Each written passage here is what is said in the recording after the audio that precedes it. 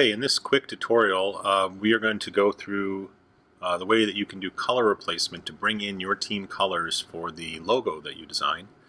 And because logos are typically 2 or 3 colors and it's very well defined, there's not too much gradient, there shouldn't be really going on in a good logo.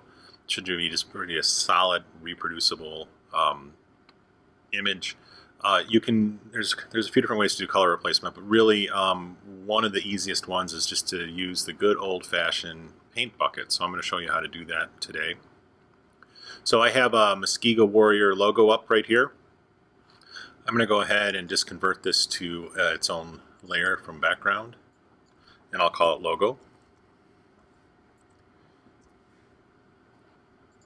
And then the first thing you want to do is just locate the paint bucket tool. The paint bucket tool happens to be under this little gradient box.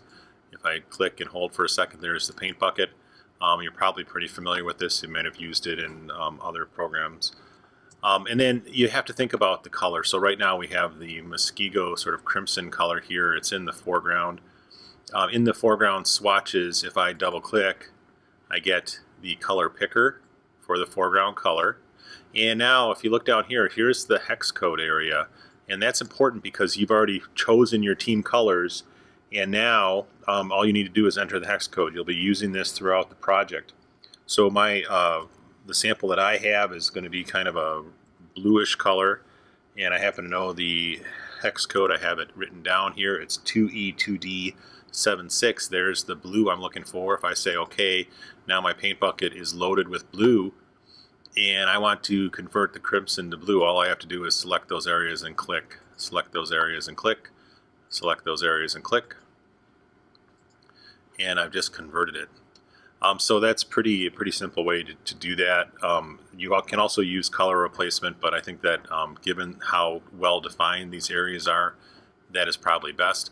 Why don't we do one more example here now? So I'm going to click and pick my secondary color, which is F2C879. It's kind of this tannish color. Say OK, and let's say that I want to change the should I do the black or the white? Let's try the white. That's kind of interesting. So by the way, the paint bucket tool at the tip of the arrow is where you have to target. That's kind of important. Yeah, it looks pretty cool. Now I have this finer detail here. If you don't want to try to be super precise with the current size of the image, if you do Command plus, you can zoom in and see that gets much bigger, and it becomes easier to do the replacement. So I'll just go ahead and do that with these.